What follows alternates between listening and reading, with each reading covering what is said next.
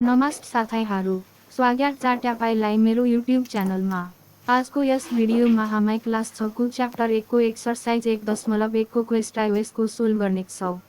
अब हामी सोल्भ गर्नेछौँ क्वेश्चन नम्बर 1। क्वेश्चन नम्बर 1 मा तलाडाएको वस्तुहरूको सङ्कलन अवलोकन गराइएको समूह छलफल गर्नुहोस्।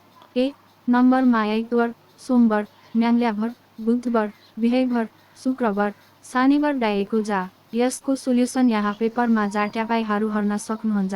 यसको समूहको नाम हेप्टाका डिनाहरूको समूह। अब यसको आन्सर प्यानी तला पेपरमा जाओ अब नेक्स्ट। अब 2 नम्बरमा तलका समूहहरूका नाम र ती समूहहरूका सदस्यका नाम पनि लेख्नुहोस्। क नम्बरको हामी सोल्भ गर्नेछौँ। 1 यो वृत्त भयो, यो त्रिभुज भयो, यो वर्ग भयो, यो आयतन भयो अनि यसको समूहको नाम भयो ज्यामितीय आकृतिको समूह। यहाँ लेखेछु, तपाईहरू हेर्न सक्नुहुन्छ। समूहका सदस्यहरूका नाम यहाँ छ। समूहका नाम यहाँ दिएको छ। अब ख नम्बरमा यो सेट स्क्वायर, यो कम्पास, यो स्केल वा रुलर पनि भन्न सक्नुहुन्छ। अनि यसको समूहको नाम ज्यामितीय सामग्रीहरूको समूह। यहाँ सोल्भ गरेछु।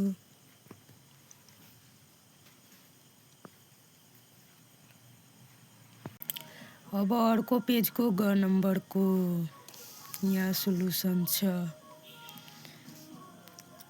यहाँ थाल छ, थाल लेखेछु।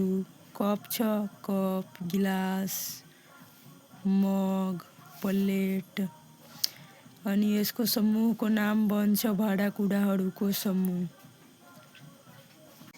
अब घ नम्बरको सोल्युसन यहाँ छ।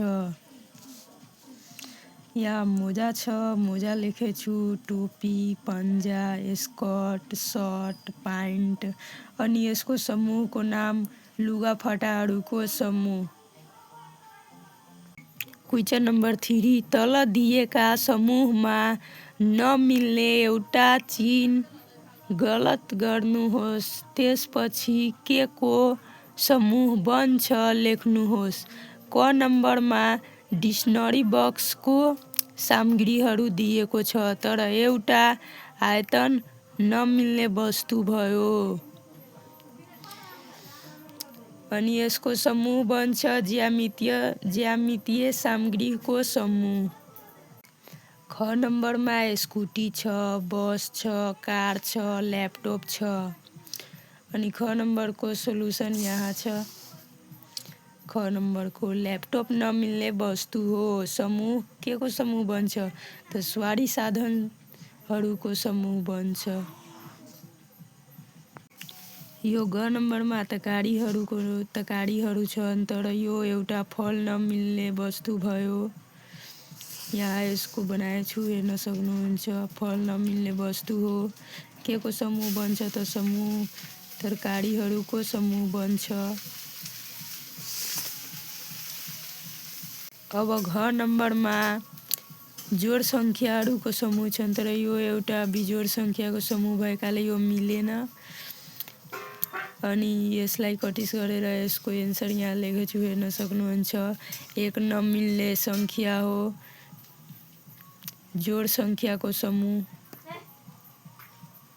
4 नम्बरमा तल दिएका सङ्कलनहरू समूह हुन् वा होइन कारणसहित लेख्नुहोस्।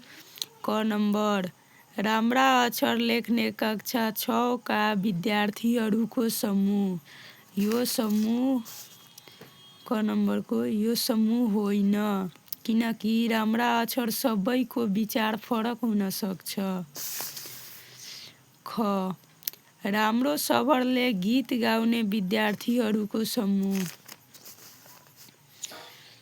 समूह होइन, किनकि राम्रो स्वर निश्चित हुँदैन। ग तपाईको विद्यालयमा कक्षा 6 मा पढाउने शिक्षकहरूको समूह हो, किनकि शिक्षकहरू स्पष्ट रूपमा चिनिन्छ। घ कक्षा 6 मा पढाइ हुने पुस्तक पाठ्यहरूको समूह हो किनकि पुस्तकहरू निश्चित हुन्छन्।